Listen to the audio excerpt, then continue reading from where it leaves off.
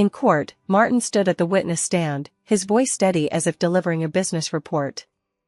Your Honor, I have all the evidence proving that the defendant, Lucy, exploited her position to steal and leak the core trade secrets of the Sioux Group. This directly led to the catastrophic failure of the Stellar project spearheaded by my fiancée, Kylie, resulting in losses exceeding $1 billion for the company. His gaze, like an icy blade, pierced straight through me. Wearing a gray prison uniform, my belly bulged prominently. The 9-month-old child within seemed to sense the bone-chilling cold at that moment, stirring restlessly. I looked at him, the man I had loved for 10 whole years, from 16 to 26. I once believed he was my entire world, my only salvation from that patriarchal family that favored sons over daughters. But now, he has personally pushed me into hell. It wasn't me. My voice was hoarse, barely audible. Martin, look at me. I didn't do it. A flicker of doubt passed through his eyes, but it was quickly replaced by coldness. Beside him, Kylie leaned weakly against him, tears welling in her eyes, looking utterly wronged. Martin, just let it go. I believe Lucy didn't mean it. She probably just lost her head for a moment. She pleaded kindly, yet every word felt like a verdict against me. Martin squeezed Kylie's hand tightly, giving her a reassuring look. When he turned back to me, his expression was pure disgust. Lucy, at this point, are you still going to try to wriggle out of this? He handed a stack of documents to the judge. These are all the email records recovered from your computer, along with the sudden appearance of $5 million in unexplained funds in your personal account. With both witness testimony and physical evidence against you, how long do you plan to keep denying it? I laughed. How ridiculous.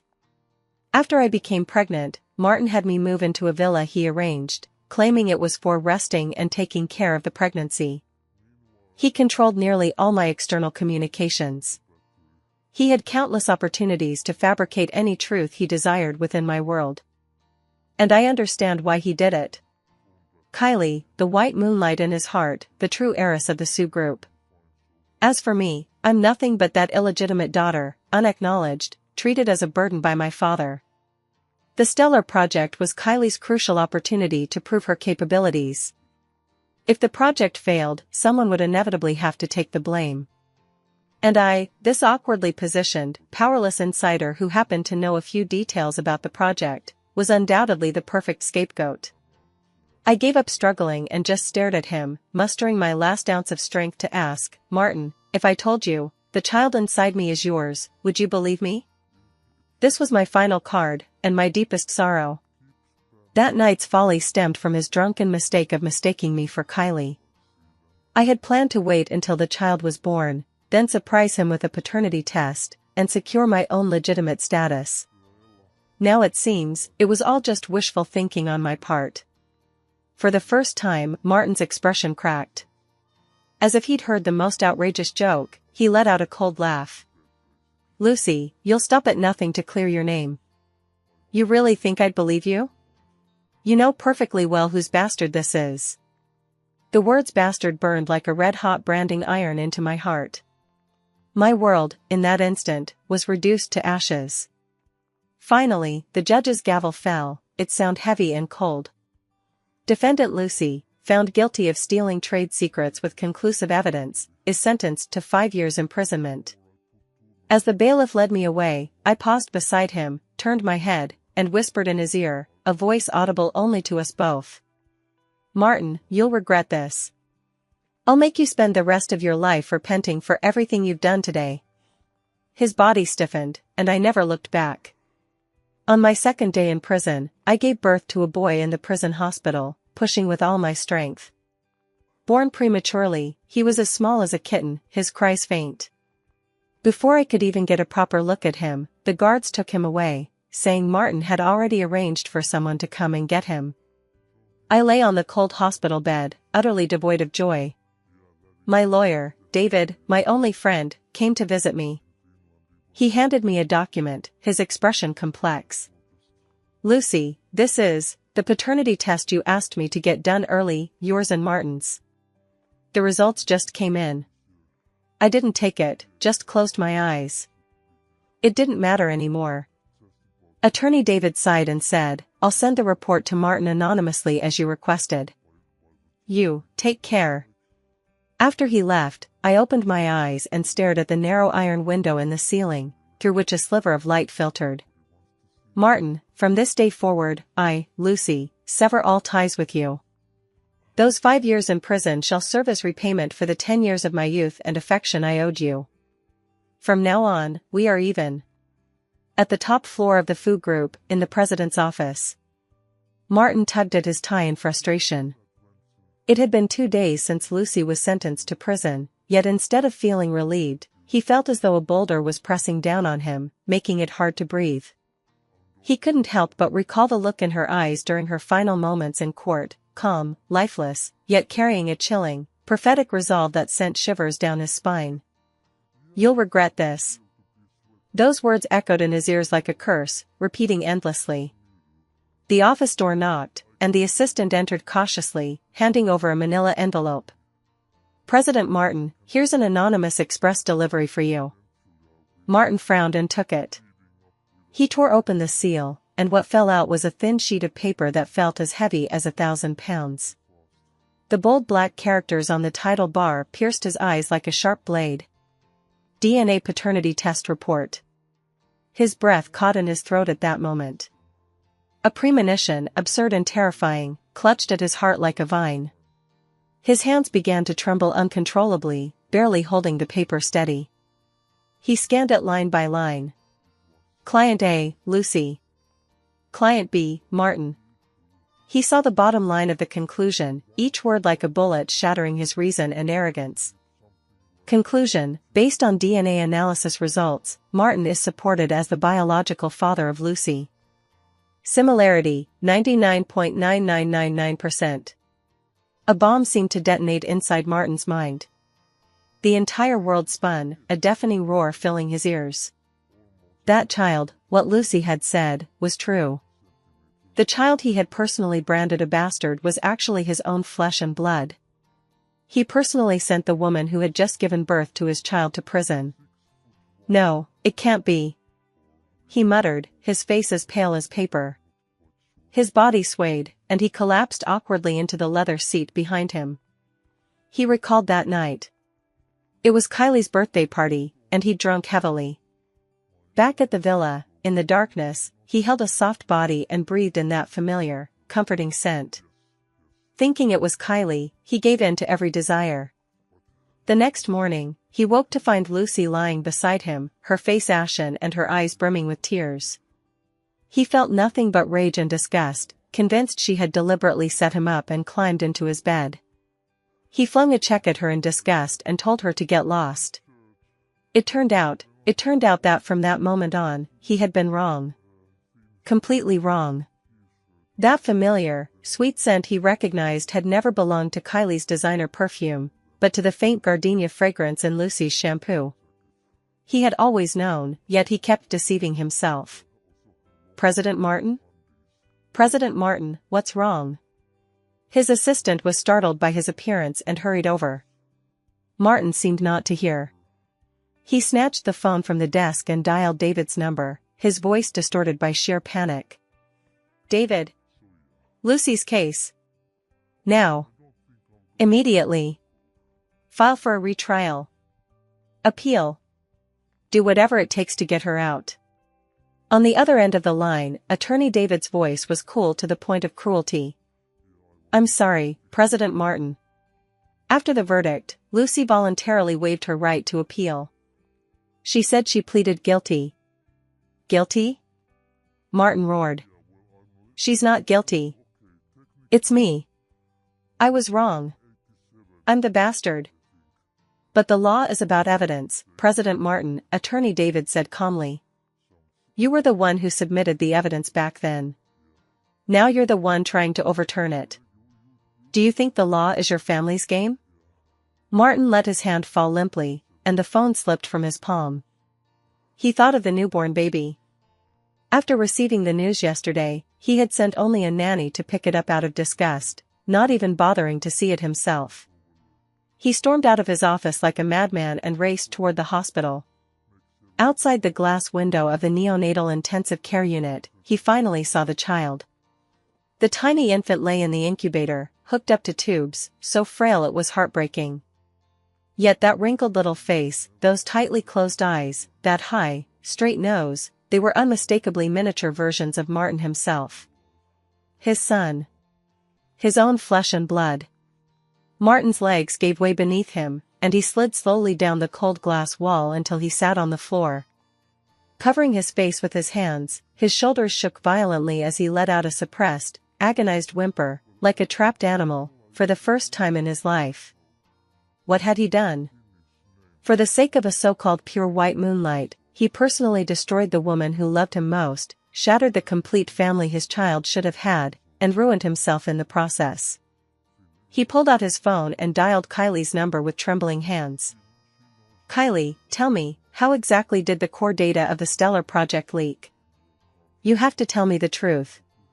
His voice carried a thread of desperate hope he hadn't even noticed himself. Kylie on the other end of the line fell silent for a moment before bursting into tears, her voice filled with hurt. "Martin, what do you mean by that? Are you accusing me? Do you really think I'm the kind of woman who would frame someone just to save myself?"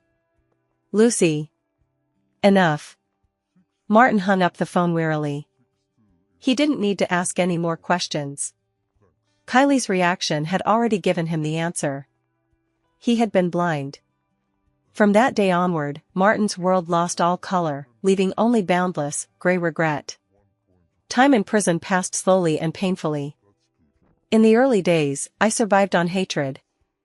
I hated Martin's cold-heartedness, Kylie's hypocritical malice, and the injustice of fate. This hatred was like poison, corroding me, yet also like a stimulant, keeping me from collapsing. I refused all the special favors Martin arranged. He tried to compensate with material things, hoping to make my sentence more comfortable. Ridiculous. What does he think he's destroyed? My freedom? No. What he's destroyed is the trust and love I've held for him for 10 years, day in and day out. That kind of thing can't be bought back with all the money in the world. Like every other ordinary prisoner, I eat, work, and undergo rehabilitation. Prison is a microcosm of society, where the most raw aspects of human nature are laid bare. As someone who got in through connections, I faced plenty of exclusion and bullying at first. But I endured it all. I learned to keep quiet, to observe, and to protect myself in the most inconspicuous ways possible. I no longer cry. Tears are the weapon of the weak, and I can no longer afford to be weak. Attorney David visits me once a month to update me on my child's situation. Martin named him Oscar. Attorney David said Martin had practically become a workaholic and full-time stay-at-home dad. He turned down all non-essential social engagements and personally cared for the child whenever he had time. He changed diapers and fed the baby, clumsy as a novice, yet insisted on doing it himself. Everyone at Food Group said their president Martin seemed like a completely different person. I listened, my heart unmoved. What does any of this have to do with me? No matter how much he does, it won't bring back the innocence and freedom I've lost. It won't bring back my child, who was born without a mother's presence from the very first day. The following year, I began utilizing the prison library and threw myself into studying. I had studied design before, but now I started tackling the most tedious legal and financial texts. I've come to understand a truth: neither tears nor hatred can serve as weapons. Only I can protect myself and my son. Only when I become strong enough to set the rules, can I reclaim everything that belongs to me. My transformation didn't go unnoticed by my cellmates. They stopped bullying me and even developed a hint of respect. One woman, sentenced to 15 years for manslaughter, confided in me privately, "Sis, you're different from us. There's a light in your eyes, a light that could burn people." I smiled but said nothing. That wasn't light, it was the vengeful flames crawling up from hell. In the 5th year, I was about to be released from prison. I wrote to Attorney David, asking him to handle 2 matters for me. First, after my release, I would reclaim custody of my son. Second, I'm going to establish my own design studio. For startup capital, I'll use that check Martin tossed at me back then, along with the money my mother has been secretly slipping me over the years. During our last visit, Attorney David informed me that everything had been arranged. He also told me one more thing: Kylie and Martin had finally broken off their engagement. It said that Martin was the one who initiated it. The month after the paternity test results came out, he was determined to call off the engagement, disregarding the business alliance between the two families. Kylie cried, threw tantrums, and even threatened suicide, but Martin remained unmoved. Over the past 5 years, Kylie has consistently referred to herself as Martin's fiancée and godmother to his children in an attempt to win him back. Yet Martin maintains almost no personal contact with her beyond strictly necessary business dealings. "Lucy," Attorney David looked at me, his expression grave. "Martin has been waiting for you." I tugged at the corner of my mouth, letting out a cold smile. Waiting for me? He wasn't waiting for me. He was waiting for his own redemption. And I, Lucy, will never be anyone's salvation. Especially not his. On the day I was released, the sky hung heavy, mirroring my mood over the past 5 years. I slipped into the new clothes Attorney David had sent and stepped through that heavy iron gate. The sunlight stung my eyes, making it hard to open them. I squinted, adjusting to the long-absent light. A black Bentley sat quietly parked nearby. The door opened, and Martin stepped out. 5 years apart, he had grown noticeably thinner, his brow etched with an inescapable weariness and the weight of time. As he looked at me, those eyes, once sharp as an eagle's, now brimmed with a humble, pleading light. Beside him stood a little boy, as delicate as a carved jade figurine, about 4 or 5 years old, dressed in a well-fitted little suit. The child had eyes identical to mine, now looking at me timidly yet full of curiosity. "That's my son. Oscar." My heart felt as though it were being squeezed by an invisible hand, the pain so intense I could barely breathe. Martin held the child's hand and walked toward me step by step, with great difficulty.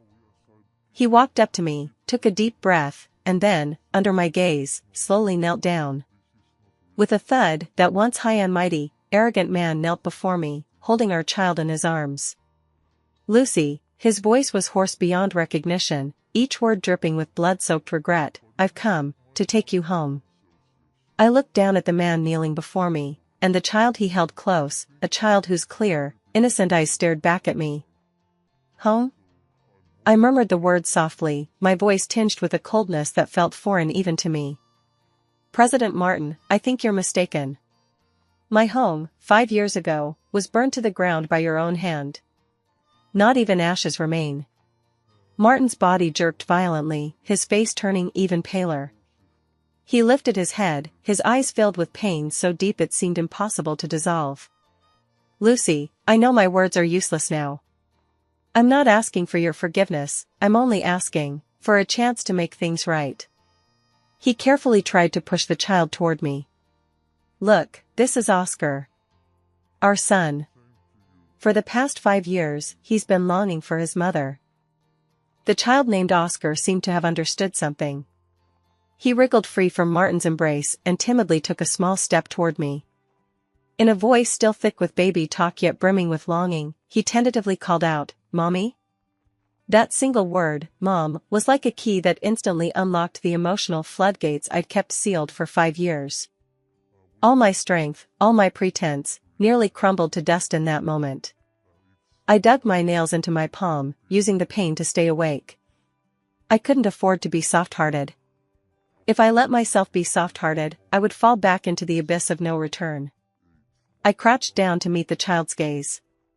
Looking into his eyes, which were so much like mine, and at his little face that blended both my and Martin's features, my heart ached in waves. This was my flesh and blood, the precious child I had fought so hard to bring into this world. I reached out to touch him, but my hand froze midway. I feared that once I touched him, I would never be able to let go. "You're adorable," I managed a stiff smile. "But I'm not your mother." Tears welled up instantly in the child's eyes. His lips trembled, and he looked ready to burst into tears. Martin's heart felt like it was being torn apart. He urgently explained, "Lucy, Don't do this. Don't scare the child. He is our son. Is that so? I stood up. A child who was still in my womb when you personally branded me a thief and sent me to prison. A child you publicly denounced as a bastard. Martin, what right do you have now to make me acknowledge him? Every word I spoke was like a knife, stabbing precisely into his deepest wound. I was wrong. I know I was wrong. He closed his eyes in agony, his voice thick with despair. Lucy, what do you want me to do to prove myself to you? Do you want me dead? Just say the word, and I'll die right now. Deaf? I sneered coldly. President Martin, you're overestimating yourself. Your life is worthless to me. These 5 years I spent behind bars can't be compensated by your life alone. What I want isn't your death, it's something far worse than death. After speaking, I turned away from him and walked toward Attorney David's car, which had been waiting by the roadside. Mom. Don't go. Mom, came the child's heart-wrenching cries from behind. My footsteps halted, my back stiffening. I could feel the cries piercing my heart like countless tiny needles. Lucy, Attorney David whispered beside the car, children are innocent. I closed my eyes, took a deep breath, and when I opened them again, my vision was crystal clear. I know. That's precisely why I must become stronger. Strong enough to take him back from Fujin Fan, entirely, without question. I pulled open the car door, climbed inside, and told the driver, let's go. As the vehicle slowly pulled away, I caught sight of Martin in the rearview mirror, still kneeling in the same spot, cradling the wailing child like a weathered stone statue. His silhouette radiated an endless despair and sorrow. My heart felt no joy whatsoever, only a vast, barren ache. Martin, this is only the beginning. Returning to the apartment arranged for me by Attorney David, the first thing I did was lock myself in the bathroom and take a long, hard shower, as if to wash away all the bad luck accumulated over those 5 years. Staring at the unfamiliar face in the mirror, pale and sharp-eyed, I told myself, Lucy, welcome back. Welcome back to this world that once made you wish you were dead. That evening, Attorney David brought all the documents I needed. This is everything about your son Oscar. He's 4.5 years old and attends the best international kindergarten in the city. He's in excellent health, though he's a bit introverted and doesn't talk much. Martin has been very protective of him. It's barely holding on thanks to the partnership with the Fu family. This is your studio. All the registration paperwork is done. It's located in the Creative Park in the western part of town. Thank you, David. I said sincerely. These past 5 years, if it weren't for him, I might not have made it through. No need to be so polite, Attorney David chuckled, his expression turning serious. But Lucy, Martin is notorious in business circles for his ruthless tactics. You're challenging him for custody while launching your own venture, it's like declaring war on his turf. This path will be extremely difficult. I gazed at the lights of 1,000 homes beyond the window, my eyes unwavering. No hardship can compare to those 5 years behind bars. What I've lost, I will reclaim, piece by piece, with my own hands. The design studio received a surprise on its opening day. Martin showed up. He brought an extravagantly oversized opening bouquet. President Martin, what brings you here? I sat behind my desk, not even looking up as I continued editing the design draft in my hands. He waved his bodyguards and my assistant out, then closed the office door. Lucy, let's talk. His voice was low, tinged with a hint of pleading. There's nothing to talk about between us, I replied coldly. He sat down in the chair opposite me, pulled a document from his coat, and slid it toward me. This is the share transfer agreement I drafted. I will unconditionally transfer 10% of Fu Group's shares to your name. Consider it a small way to make amends for the mistakes I made in the past. Fu's 10% stake? That's a fortune enough to drive anyone mad. I finally lifted my head, looked at him, and smiled. Compensation? Martin, do you really think money can solve every problem in this world? Can it buy back my ruined reputation? Can it erase the stain of those 5 years from my record? Can it make up for the regret of not being there when my son was born? My questioning left him speechless, the color draining from his face. That's not what I meant. He struggled to explain. I just wanted you and Oscar to have a better life from now on. My son and I don't need your interference in our lives. I pushed the agreement back at him. Save your hypocritical charade. Martin, I'll tell you what I want. I want sole custody of Oscar. I want him to take the Sioux surname and sever all ties with your Fu family. His body jerked violently, as if my words had drained him of all strength. No, he refused almost instinctively. Lucy, you can have anything, but not Oscar. He's my only hope left. Without him, I'll die. Then go ahead and die, I said casually. Your life is worthless to me anyway. The office fell into a deathly silence. After a long pause, Martin finally found his voice again. Fine. Lucy, we can make a deal, he said. You want custody? Fine. But you have to agree to one condition. What condition? Give me one chance to make you see me again. He stared at me, enunciating each word. Starting today, let me pursue you anew, as a suitor. You can reject me, torment me, ignore me. But you cannot stop me from appearing in your world and your son's. If you can go a whole year without feeling anything for me, then after that year, I'll hand over custody of Oscar with both hands and walk away with nothing. All our assets will go to you and our son. But if you still have even a shred of feeling for me, then we'll start over and give Oscar a complete family. I looked at him as if he were a madman. This was an absurd, self-important gamble, brimming with calculation. He was utterly convinced I still harbored feelings for him, utterly convinced he could spend a year thawing out my long-frozen heart.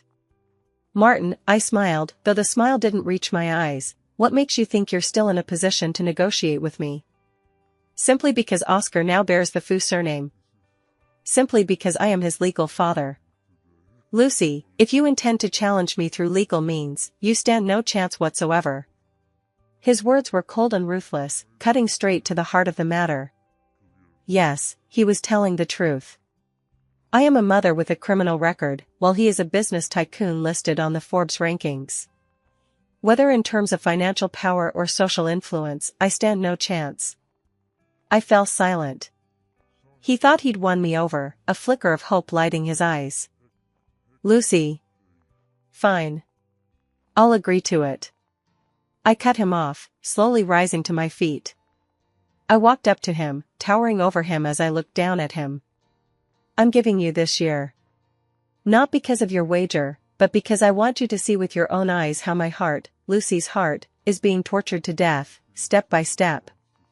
I want you to taste what it means to yearn for something you can never have, to love without hope. My bet with Martin began right then. True to his word, he started infiltrating every aspect of my life, relentlessly pursuing me like a relentless suitor. Early the next morning, a brand new Maserati was parked outside my studio. Martin leaned against the car, holding a bouquet of vibrant white roses. Spotting me, he immediately stepped forward. Good morning, Lucy. I'll drive you to work. I ignored him completely and headed toward the nearby subway station. He didn't get angry either. Instead, he drove that flashy sports car at a snail's pace behind me, drawing stares from passers-by. Lucy, taking the subway isn't convenient for you. Get in the car. I promise I won't bother you. Martin, if you follow me again, I'll call the police and report you for harassment. Only then did he reluctantly stop. At noon, my studio received the city's most exclusive private home-style takeout, enough to feed our entire team. The accompanying card bore his sweeping, flowing handwriting, no matter how busy you are, always eat on time. I immediately had my assistant distribute the takeout to the security guard and cleaning lady downstairs. After finishing my overtime shift, I stepped out of the creative park to find his car still parked in its usual spot. Under the streetlight, he stood alone leaning against the car door, his shadow stretched long and lanky, looking strangely desolate. Lucy, I'm here to take you home. My home doesn't welcome you. I hailed a cab and drove off. This went on for days. He pulled out every romantic trick from idol dramas, sending flowers, luxury cars, designer goods, booking high-end restaurants. And I accepted it all, only to give it away, sell it off, or toss it straight into the trash. Everything he sent seemed designed to remind me how wealthy he was and how lowly I once was. He thought these gestures would win me over, but he didn't realize they only made me despise him more. My cold indifference and disdain stood like an icy wall, rendering all his advances futile. I knew he was enduring. He was using his patience to fulfill that absurd wager between us. And I, too, was waiting. Waiting for an opportunity to strike back. The opportunity came quickly. My studio landed its first major project, the comprehensive interior design for the newly opened 5-star hotel in the city center, Yending Mansion. This is an incredible opportunity. If the project succeeds, my studio could become an overnight sensation in the industry. I led the team, working day and night to complete the design drafts. For a full fortnight, I practically lived between the studio and the project site.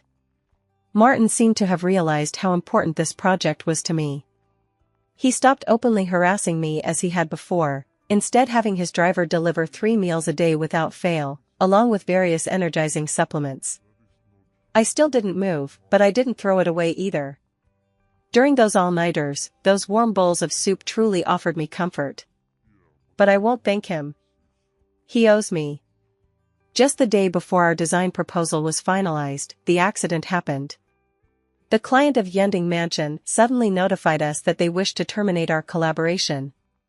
The reason given is that they have found a more suitable design firm, Kylie's Design Studio. Moreover, Kylie's final proposal bears an uncanny resemblance to our core concept, like 7 or 8 out of 10. My assistant was livid. This is blatant plagiarism. Commercial theft. There must be a mole in our team. I stared at the design blueprint on my computer screen, the one supposedly originally created by Kylie's team, and my gaze instantly turned icy. Here we go again. 5 years ago, it was stealing trade secrets. 5 years later, it's plagiarizing design concepts. Kylie, is resorting to these underhanded, dirty tricks all you've got? I felt neither anger nor panic. I simply told my team calmly, everyone, stay calm. I'll handle this. I know this is my first official showdown since getting out of prison. My opponent isn't just Kylie, it's the business environment that not only tolerates but even encourages her to do whatever she wants. I picked up my phone and dialed a number I hadn't called in 5 years. When it connected, Martin's voice came through, tinged with surprise and nervousness. Lucy? You finally decided to reach out to me? Martin, I cut straight to the point, my tone icy. The Cloudtop Mansion project, you gave it to Kylie, didn't you? On the other end of the line, Martin fell silent. That silence alone said it all. Why? My voice held no accusation, only the calm of someone seeking the truth. Is it because you feel guilty toward her? Or is it because, in your mind, I, Lucy, deserve to be trampled underfoot by her? No. Lucy, let me explain. Martin's voice grew frantic. They came to me begging for help, so I gave them a chance. But I swear, I had no idea she'd go and plagiarize your proposal. If I'd known, I never would have allowed it. Is that so? I chuckled softly. Martin, you're still as laughably naive as you were 5 years ago. Lucy, I'm sorry, this was my oversight. Rest assured, I'll handle it immediately. I'll have Hentang terminate their partnership with her, I'll make her issue a public apology. No need, I cut him off. I appreciate President Martin's kindness, but this is my own battlefield. I'm used to it. I'll reclaim what's mine my way. With that, I hung up the phone. I don't need his help, and I certainly don't need his charity. If I win over Kylie this time by relying on him, how would I be any different from the Lucy of 5 years ago, the one who could only depend on him? 2 days later, Kylie's studio hosted a high-profile design launch event for the Hentang Mansion project. At the event, Kylie wore a white Chanel ensemble with impeccable makeup, exuding the poise and elegance of a socialite designer in every gesture. She stood on stage, speaking eloquently, wrapping my creative ideas in fancy yet hollow rhetoric to present them as her own source of inspiration. Just as she was basking in her triumph, I appeared at the launch event. I didn't have an invitation and was stopped at the door by security. But I simply sent a message to Attorney David. Minutes later, the host of the press conference, the general manager of Hentang Mansion, personally came out and respectfully escorted me inside. My appearance was like a pebble tossed into a tranquil lake. All the cameras instantly shifted their focus from Kylie to me. Kylie's expression darkened for a moment, but she quickly regained her composure and offered me a fake smile. "Lucy? What brings you here? Have you come to celebrate with me?" "No," I stepped before her and took a projector remote from my assistant. "I'm here to teach you a lesson. The lesson is called How a True Designer Achieves Originality." I pressed play. It was the mole I'd planted within the team, a recent graduate intern, recording a transaction call with Kylie's assistant. "Yes," Sister Sue said, "as long as you get Lucy's final draft, this amount is yours. Rest assured," Kylie said, "she'll have your back in the design world from now on." The evidence was undeniable. The entire venue erupted in an uproar. All the reporters went wild, pointing their cameras and microphones at Kylie, who stood on stage with a deathly pale face. "Kylie, how do you explain this? Is this truly commercial plagiarism? What exactly is the feud between you and Miss Lucy?" Kylie was completely flustered. She looked down at the audience for help, seemingly searching for Martin. Unfortunately, he wasn't there. "Everyone," I picked up the microphone, my voice clear and strong. 5 years ago, I was sentenced to 5 years in prison for stealing trade secrets. 5 years later, someone else tried to destroy my career by accusing me of plagiarism. I want to ask everyone, is this world being too unfair to originality and to those who truly put their heart into their work? This press conference ultimately turned into a complete farce, the Waterloo of Kylie's career. And I, Lucy, made a stunning comeback, announcing my return with a spectacular reversal. I know Martin has been watching all this from the sidelines. Without his behind-the-scenes pushing, none of this would have gone so smoothly. He thinks this kind of covert assistance will make me grateful. He still doesn't understand me. I stepped out of the press conference and got into Attorney David's car. I pulled out my phone and sent Martin a text. "Thanks for your help. In return, this weekend, I'll allow you to bring Oscar to see me. I'll choose the location." This was another trap I had meticulously prepared for him.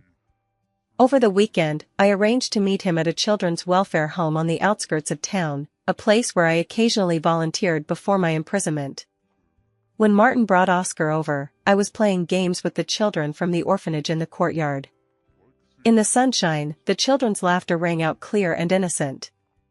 Oscar, dressed in a clean white tracksuit and holding Martin's hand, looked somewhat stiff and uneasy. His eyes lit up when he saw me. He started to run over but hesitated timidly, pausing to glance back at his father. Martin gave him an encouraging nod. Oscar cautiously approached me. "Mom," he whispered softly. I smiled at him. This time, the smile felt much more genuine than before. I held out my hand to him. "Oscar, come here. Let's play with everyone, okay?" A look of delight spread across Oscar's face. He happily ran over to me and took my hand. His hand was small and soft. The moment I held it, I felt as though a warm current had flowed into my frozen heart. Martin stood not far away, watching us quietly. He didn't come over to interrupt, but those deep, piercing eyes never left Oscar and me for a moment. His gaze was complex, filled with relief, pain, and above all, a profound, inexpressible regret. I brought Oscar along to play with the children at the orphanage, building blocks, drawing pictures, singing songs. At first, Oscar was a bit reserved, but soon he was swept up in the warm atmosphere. He began interacting with the other children, his face lighting up with a radiant smile I'd never seen before. He wasn't like the pampered young master in the Fu family's luxurious yet cold mansion, surrounded by countless nannies and strict rules. Here, he was just an ordinary child, enjoying the simplest pleasures. In the afternoon, the director of the welfare home, a kind-hearted elderly lady, called us into her office. She pulled out a thick photo album and smiled at Oscar, saying, "Oscar, look, these are pictures taken when your mother was volunteering here."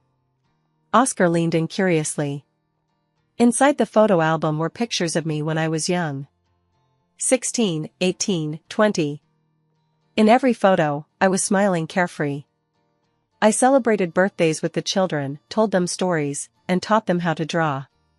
After touring the welfare home, evening had fallen. Martin was about to take Oscar home. But Oscar clung tightly to the hem of my shirt, refusing to let go, his eyes brimming with tears. "Mommy, I don't want to leave. I want to stay with you." My heart was pierced once again. I crouched down and gently wiped away his tears. "Be a good boy, Oscar. Come home with Daddy first. Mommy promises, very soon, we'll be together forever." I made him a promise.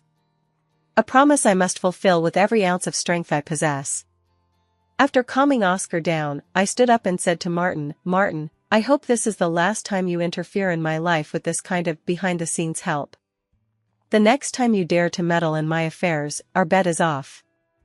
I'll make sure you lose any chance of ever seeing your son again."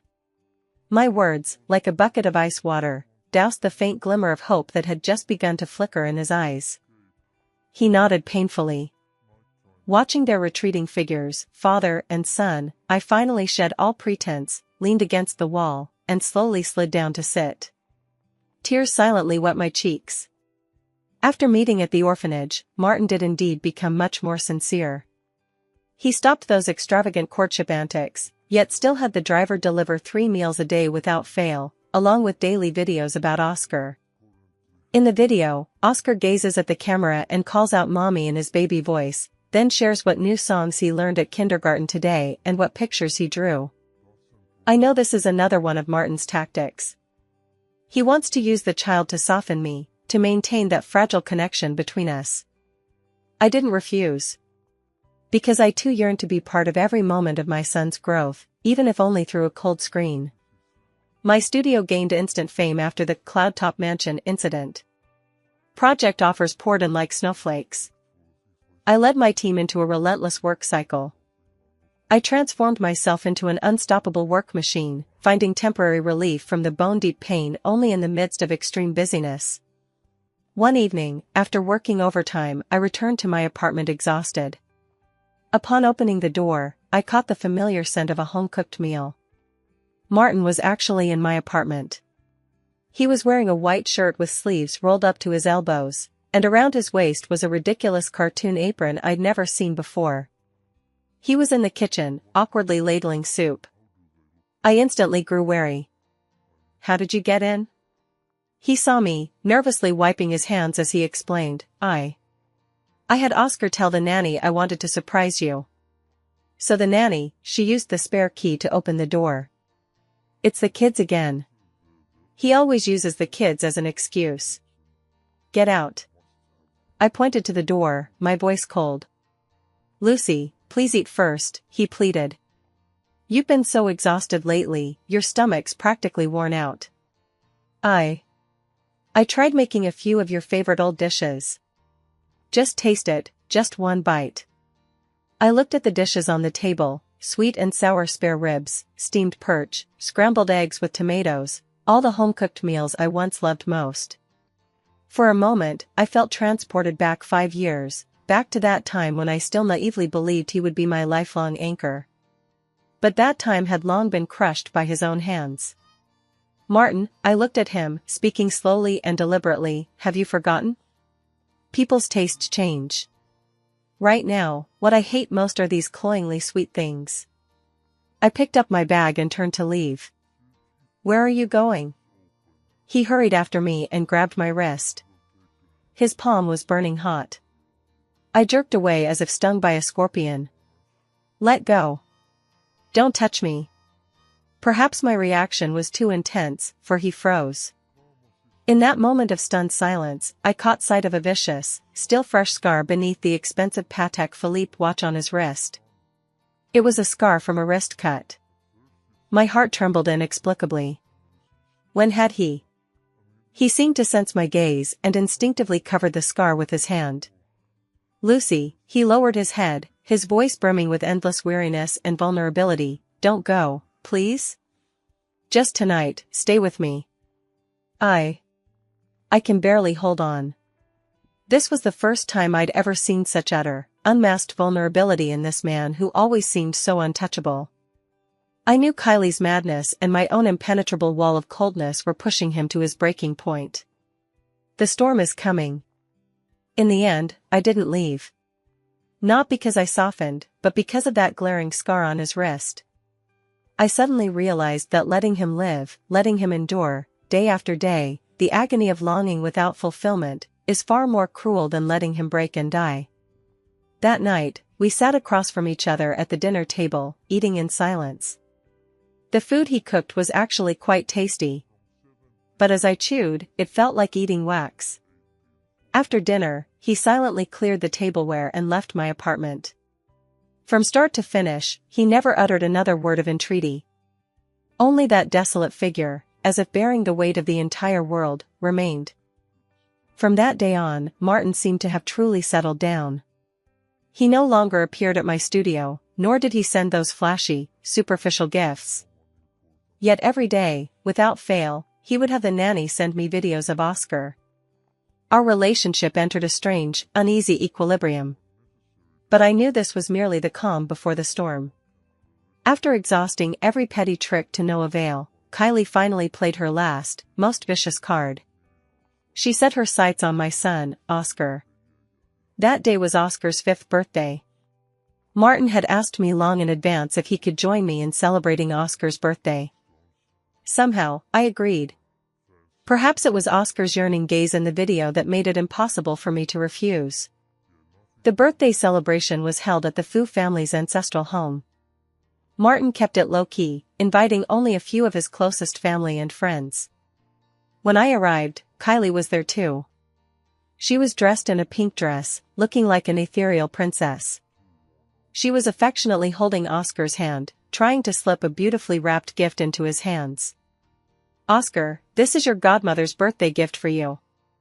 Do you like it? Oscar, however, furrowed his little brow, pushed her hand away forcefully, hid behind Martin, and timidly said, I don't want it. Daddy said I shouldn't take things from strangers. A flicker of embarrassment and resentment crossed Kylie's face, but she quickly masked it with a flawless smile. This child is becoming more and more shy, she said to Martin with a laugh. Martin's expression instantly turned cold. Kylie, I recall I didn't invite you. Martin, how could you say that? Kylie's eyes welled up with tears. I just wanted to see Oscar. After all, I practically watched him grow up. Just then, I walked over. I completely ignored Kylie, crouched down, and scooped Oscar into my arms. Happy birthday, Oscar. Mommy has a present for you. I pulled out a small box containing a tiny pendant I had designed and crafted myself. Oscar's eyes lit up the moment he saw me. He happily accepted the gift and planted a smacking kiss on my cheek. Thanks, Mom. I love it. The tender moments between mother and son pierced Kylie like needles. She looked at me and suddenly smiled, a smile tinged with a desperate, all-or-nothing madness. Lucy, she said, her voice quiet but loud enough for everyone nearby to hear, you really are something else. Your own son, raised by your enemy for 5 years, and you still have the nerve to call him son with a clear conscience. I frowned, a sense of foreboding settling over me. What do you mean? Nothing much. Kylie pulled a document from her Hermes bag and flung it onto the table. I just wanted everyone to see the truth clearly. Another paternity test report. But the names listed as clients made my pupils suddenly contract. Client A, son of Lucy, Oscar. Client B, Vance. Vance was my senior in college and the only boyfriend I ever publicly acknowledged. Before I met Martin, we had a brief romance. The report's conclusion stated plainly, Vance is the biological father of Lucy's son, Oscar. Similarity, 99.9998%. In an instant, the entire banquet hall fell deathly silent. All eyes were fixed on me, filled with shock, contempt, and the schadenfreude of spectators anticipating a spectacle. Martin's face instantly drained of color, turning deathly pale. He stared at the report, then at me, his eyes filled with agonizing, incredulous turmoil. "No. This can't be real," he muttered. "Can't you see for yourself if it's real?" Kylie's smile grew even more triumphant. "Martin, you're such a fool. You've cherished your enemy's son like a precious treasure for 5 long years, doting on him and loving him. For this bastard, you've gone so far as to break off our engagement and defy your entire family. You're the biggest fool in the whole world." I stared at the forged report, at Kylie's face twisted with jealousy, and at Martin's dazed, unsteady figure, yet inside, I felt strangely calm. I know Kylie's time has come. And Martin is about to face his final, most complete judgment. This report is fabricated. Before I could speak, a cold, resolute voice cut through the crowd. Everyone turned to look in the direction of the sound and saw a man in a white lab coat, with an elegant and scholarly demeanor, pushing his way through the crowd and walking in. Behind him followed 2 uniformed police officers. At the sight of this man, Kylie's face instantly drained of color. "Vance? What are you doing here?" She took a startled step back. The man approaching was indeed Vance. He was now the youngest chief physician at the city's First People's Hospital. Vance ignored her and walked straight up to me, offering an apologetic smile. "Sorry, Lucy, I'm late." Then he turned to Martin and handed him a document. "Martin, I believe this paternity test report, jointly issued by 3 of the most authoritative forensic identification centers, should carry far more weight than that piece of unverified paper in Ms. Sue's possession." Martin's hands trembled as he took the document. The conclusion on it was identical to the one he had received 5 years ago. He, Martin, was Oscar's only biological father. As for the report in Kylie's possession, Vance pushed his glasses up the bridge of his nose, his gaze behind the lenses sharpening to a piercing intensity. "Miss Kylie, 1 month ago, you obtained my personal biological information through illegal channels and bribed a physician in our hospital's laboratory department to fabricate this fraudulent diagnostic report. This matter constitutes the crimes of defamation and forgery of evidence. The doctor you bribed has already turned himself in to the police and provided all your transaction records and call recordings with him."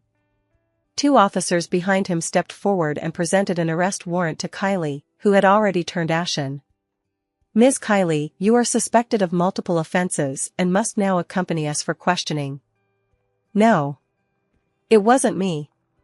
I didn't do it." Kylie completely broke down, screaming like a madwoman as she pointed at me. "It was her. Lucy framed me. Martin. Save me. Save me, please." Martin acted as if he hadn't heard a word. He just stared at me intently, his eyes filled with endless regret and anguish. He knew that from the moment he chose to trust Kylie 5 years ago and handed over that forged evidence, he had already lost. Lost utterly and completely. He knew full well that Vance's appearance was no coincidence. This entire setup was orchestrated by me. Ever since Kylie began investigating my son's origins, I anticipated she'd play this card. I played along, deliberately leaking false rumors about my unresolved past with Vance to lure her in. Then I reached out to Vance.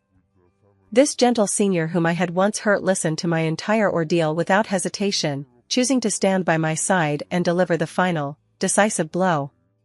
Kylie was taken away by the police. Her beautiful face contorted with madness and despair, her mouth still spewing curses at me.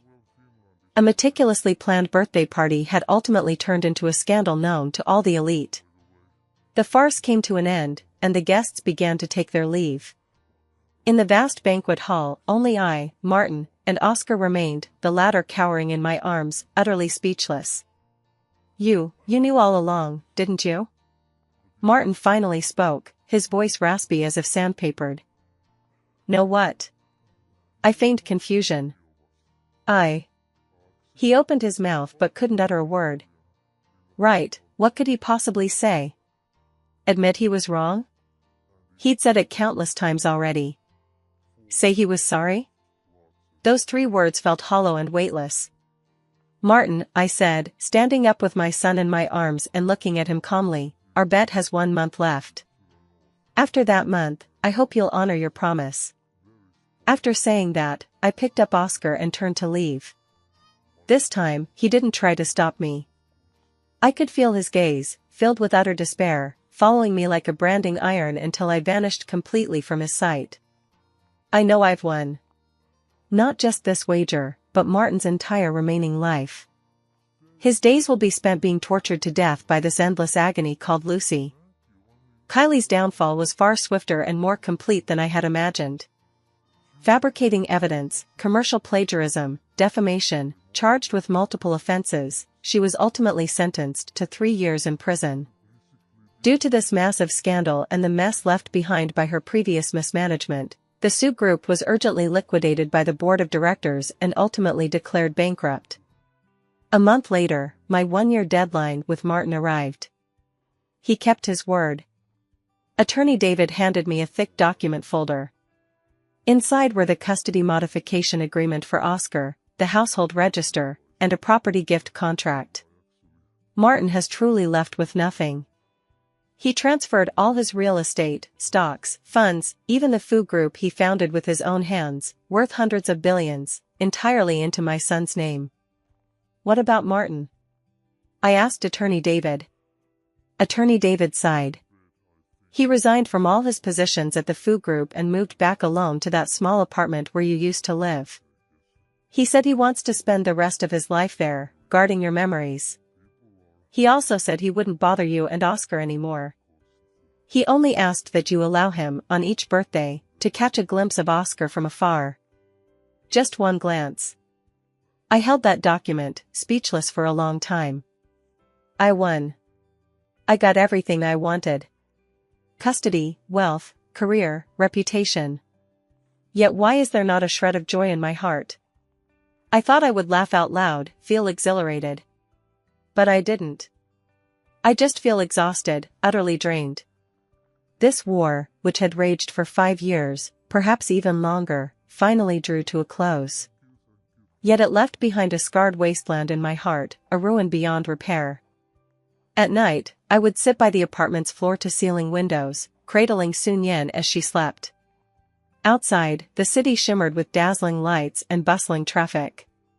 Suddenly, I recalled the scene from many years ago, when I was 16 and first met Martin. That day, I had been beaten by my so-called father and kicked out of the house. Alone, I crouched in a street corner, crying in disarray. It was him, dressed in a crisp white shirt, descending into my world like a deity. He handed me a handkerchief and said gently, "Don't cry. Girls look less pretty when they cry." In that moment, the tenderness in his eyes became the only light illuminating my entire youth. But I forgot that light can hurt. When I got too close, it would scorch me beyond recognition. I pulled out my phone, found the number I'd long since blocked, and sent him a message. This was the last time I ever reached out to him. The message contained only 3 words, "Goodbye. Goodbye, Martin. Goodbye, my decade-long, humble yet persistent love. Goodbye, Lucy, the once naive, foolish girl who would have thrown caution to the wind for love." I left that city, which held too much pain, with Sun Yan. I accepted an invitation from a top French design firm and relocated to Paris with my team. Sun Yan quickly adapted to his new surroundings. He began learning French and painting, and his personality grew increasingly cheerful. He would take my hand and run along the Champs-Élysées, using his newly acquired French to tell me, "Maman, je t'aime." Looking at his innocent, carefree smile, I felt as though my long-withered heart had begun to sprout tender new buds once more.